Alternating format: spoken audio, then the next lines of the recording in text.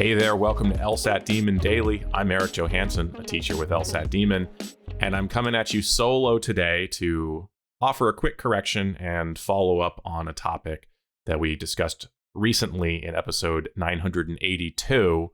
We were talking about undergraduate GPAs and implied that AP courses in high school will count towards your undergraduate GPA, at least for LSAC's purposes, when calculating your undergraduate GPA for law school admissions.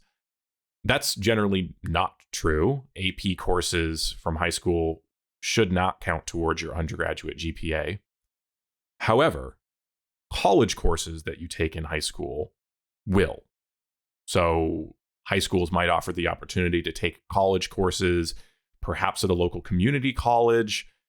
They might call this early college or running start or maybe post-secondary education. Point being, if while in high school you took courses at an actual college or community college, those generally will count toward your LSAC GPA, which means they will affect law school admissions for you.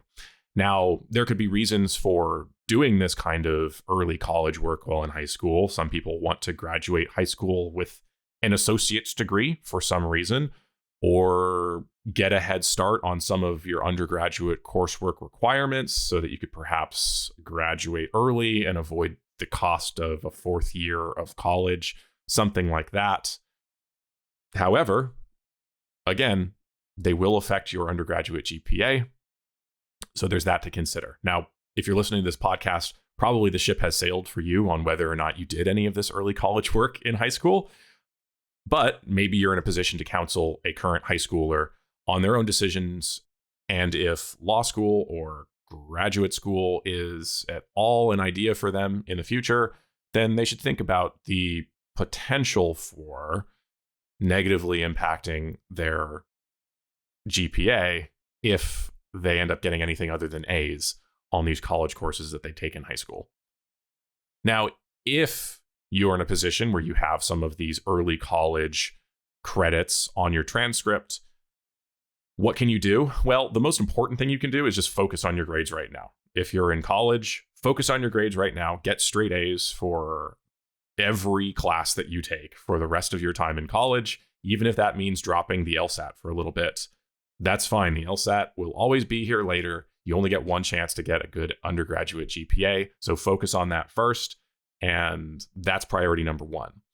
You could also consider extending your time in college, deferring or delaying graduation for a little bit because your undergraduate GPA won't get locked in until you graduate. So you could consider extending your time, maybe taking courses at a community college before the time you graduate from your current undergraduate institution. It's up to you to do the calculations to see whether or not this is going to be worth it for you. If spending more time, if delaying your graduation in order to accumulate a few more A's to bring up your undergraduate GPA, is that going to be worth it for you based on what you could gain and whether those additional GPA points are going to help you at the schools that you're interested for you? That is your calculation to make. The one other thing you could try to do is see if you could get those early college grades removed from your transcript. That's something you would need to do directly with your college and with your community college.